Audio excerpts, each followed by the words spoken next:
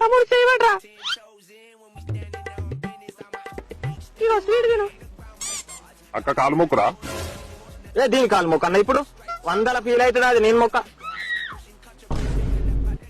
నా చేతి కింద ఉన్న ఒకటే దెబ్బకు చదువుతున్నా చేయలేసినట్టు మొక్కురా.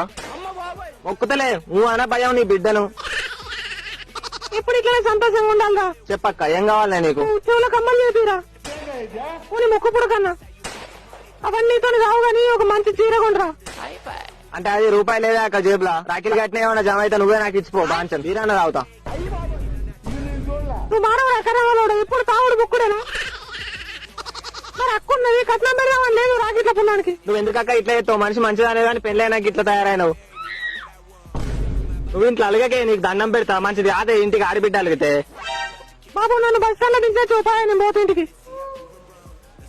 మళ్ళీ ఎటు పోతావు? ఉండే 2 రోజులు నీకు దండం పెడతా.